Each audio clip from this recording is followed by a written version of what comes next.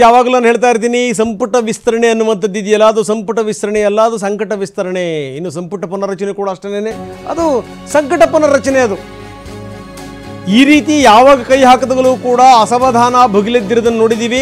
ಇದು ಅಂಥ ಪಾರ್ಟಿ ಇಂಥ ಪಾರ್ಟಿ ಅಂತಲ್ಲ, ಎಲ್ಲ ಪಾರ್ಟಿಗಳಲ್ಲೂ ಕೂಡ ಈ ಹಣೆ ಬರಹವೇ. ಯಾಕಂದರೆ ಬಹಳ ಜನಗಳಿಗೆ ಕನಸುಗಳಿರುತ್ತೆ, ಕನವರಿಕೆಗಳಿರುತ್ತೆ. ಇಂಥ ಸಂದರ್ಭದಲ್ಲೇ ಕಾಂಗ್ರೆಸ್ ಈಗ ಸಂಪುಟ ಪುನರ್ರಚನೆಯ ಕಸರತ್ತನ್ನು ಮಾಡಲಿಕ್ಕೆ ಹೊರಟಿದೆ. 6 ರಿಂದ 7 ಸಚಿವ ಸ್ಥಾನಗಳು ಬದಲಾಗಬಹುದು, ಕೆಲವ್ರನ್ನ ತೆಗೆದುಕೋಬಹುದು. ಯಾರ್ಯಾರು ಈ ರೇಸ್ನಲ್ಲಿ ಇದ್ದಾರೆ?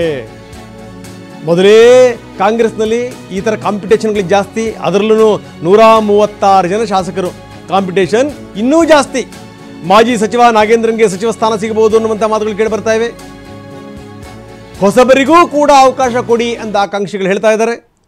ಇದೆಲ್ಲದರ ನಡುವೆ ಯಾರನ್ನ ಪರಿಗಣಿಸಲಾಗ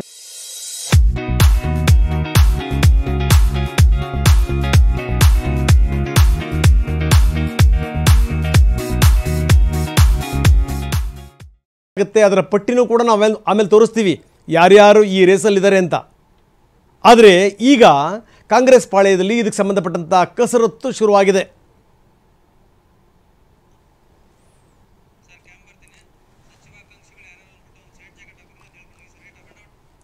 ಎಸ್, ಸಚಿವಾಕಾಂಕ್ಷಿಗಳು ಯಾರ್ಯಾರಿದ್ದಾರೆ ನಾನು ಹೇಳ್ತಾ ಇದ್ದೆ. ಕಾಂಗ್ರೆಸ್ನಲ್ಲಿ ಮೊದಲೇ ಹಿಂಡು ದಂಡು ಜಾಸ್ತಿ, ಈಗಂತೂ ಇನ್ನೂ ಜಾಸ್ತಿ ಆಗಿದೆ ಅನ್ನುವಂಥದ್ದು ನಾವು ತೋರಿಸ್ತಾ ಇದ್ವಿ. ಲಕ್ಷ್ಮಣ ಸವದಿ, ಈ ಅಥಣಿಯಿಂದ ಗೆದ್ದಿರುವಂಥ ಲಕ್ಷ್ಮಣ ಸವದಿ ಬದಲಾದಂಥ ಸಂದರ್ಭದಲ್ಲಿ BJPಯನ್ನು ಬಿಟ್ಟು ಅವರು ಕಾಂಗ್ರೆಸ್ಸಿಗೆ ಬಂದರು. ಇನ್ನು ಎಂ ಕೃಷ್ಣಪ್ಪನವರ ಮಗ ಇಬ್ಬರೂ ಕೂಡ MLAಗಳು ಒಳಗಿಂದೊಳಗೆ ಅಸಮಾಧಾನ ಇದೆ. ನಮ್ಮನ್ನು ಯಾಕೆ ಮಂತ್ರಿ ಮಾಡಿಲ್ಲ ಅಂತ. ನರೇಂದ್ರ ಸ್ವಾಮಿ ಒಂದು ಲೆಕ್ಕದಲ್ಲಿ ಏನೋ ಅರ್ಹ ವ್ಯಕ್ತಿ, ಪಾಪ ಈ ಹಿಂದುಳಿದ ವರ್ಗದ ನಾಯಕ, ಜೊತೆಗೇನು ಅಂತಂದರೆ ಒಳ್ಳೆಯ ಹೆಸರು ಕೂಡ ಇರುವಂಥವರು. ಅಂಥವರು ಹ್ಯಾರಿಸ್ ಹೆಸರು ಕೂಡ ಇಲ್ಲಿ ಕೇಳಿ ಬರ್ತಾ ಇದೆ. ವಿನಯ್ ಕುಲಕರ್ಣಿ ಹಿಂದೆ ಜೈಲು ಕಂಡು ಬಂದಂಥವರು. ಅದಾದ ಮೇಲೂ ಕೂಡ ಈ ಕ್ಷೇತ್ರದ ಒಳಗಡೆಗೆ ಹೆಜ್ಜೆ ಇಡೋಕ್ಕೆ ಆಗಲ್ಲ ಅನ್ನುವಂಥ ಸಂದರ್ಭದಲ್ಲೂ ಕೂಡ ತಮ್ಮ ಪತ್ನಿ ತಮ್ಮ ಮಕ್ಕಳನ್ನು ಬಿಟ್ಟು ಅವರು ಒಳ್ಳೆ ರೀತಿ ಪ್ರಚಾರ ಮಾಡಿ ಅವರು ಗೆದ್ದು ಬಂದಿರೋದನ್ನು ನಾವು ನೋಡ್ತೀವಿ.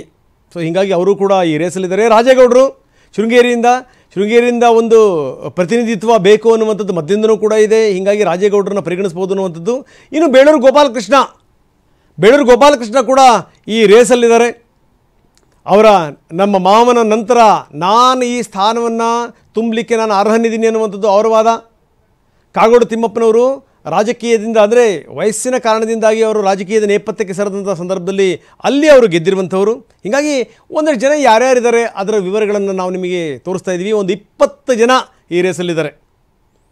6 ರಿಂದ 7 ಸ್ಥಾನಗಳು ಬದಲಾಗಬಹುದು ಅನ್ನುವಂಥ ಮಾತುಗಳು ಕೂಡ ಕೇಳಿಬರ್ತಾ ಇವೆ. ಇನ್ನು ಇದೆಲ್ಲದರ ಜೊತೆಗೆ ವೆರಿ ಇಂಪಾರ್ಟೆಂಟ್ಲಿ BK ಹರಿಪ್ರಸಾದ್ ಕೂಡ ಒಳಗಡೆಗೆ ಬಂದರೆ ಆಶ್ಚರ್ಯ ಇಲ್ಲ. ನನ್ನನ್ನು ಯಾಕೆ ಪರಿಗಣಿಸಿಲ್ಲ ಅಂತ ಅವರು ಮುಖ್ಯಮಂತ್ರಿಗೇ ಸಡ್ಡು ಹೊಡೆದಿದ್ರು.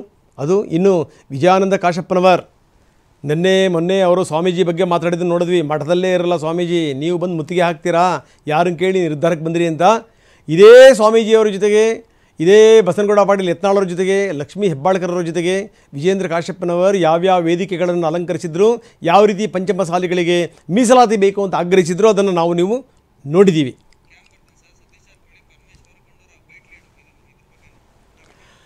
ಇನ್ನು ಕೆಲವು ನಾಯಕರು ಇದಕ್ಕೆ ಸಂಬಂಧಪಟ್ಟಂಗೆ ಪಾಸಿಟಿವ್ ಮಾತಾಡಿದ್ದಾರೆ. ಸತೀಶ್ ಜಾರಕಿಹೊಳಿ ಅವ್ರದ್ದೊಂಥರ ಅವರು ಈ ಲೈಟಾಗಿ ಉತ್ತರ ಕೊಡ್ತಾರೆ. ನೋಡಿರಿ, ಏನಾದರೂ ಬದಲಾವಣೆ ಆಗಬೇಕು ಅಂತಂದ್ರೆ ಆಗುತ್ತೆ.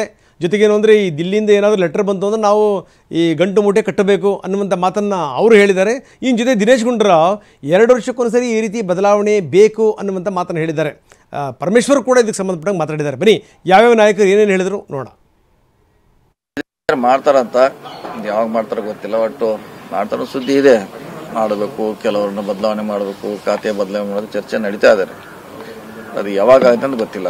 ಮುಖ್ಯಮಂತ್ರಿಗಳು ಸಂಪುಟ ಪುನರಚನೆ ವಿಚಾರದಲ್ಲಿ ಇದು ಅವರಿಗೆ ಬಿಟ್ಟಿರುವಂಥದ್ದು.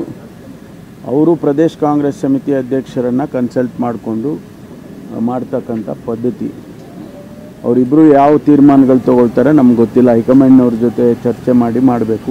2 ವರ್ಷ ಒಂದು ಅವಧಿ ಆದಮೇಲೆ ನಂತರ ಒಂದು ಏನಾದರೂ ಪುನರಚನೆ ಆಗುವಂಥದ್ದಕ್ಕೆ ಮಾಡಿದ್ರೆ ಒಳ್ಳೆಯದೇ ತಾನೇ. ಇನ್ನೂ ಬೇರೆಯವರು ಇರ್ತಾರೆ, ಅವ್ರಿಗೆ ಅವಕಾಶಗಳು ಸಿಗಬೇಕು. ಸೊ ಅದನ್ನು ಮಾಡ್ತಕ್ಕಂಥದ್ದಕ್ಕೆ ಅವರು ಆ ಒಂದು ನಿಟ್ಟಿನಲ್ಲಿ ಹೇಳಿರ್ತಾರೆ. ನಾವು ಎಲ್ಲರೂ ಕೂಡ ನಾವೇ ಇರಬೇಕು, ಇನ್ನೊಬ್ಬರು ಬರಬಾರ್ದು ಅಂತೇನಲ್ಲ. ಸೊ ಅದಕ್ಕೋಸ್ಕರ ಎಲ್ಲರೂ ತಯಾರಾಗಿರಬೇಕು.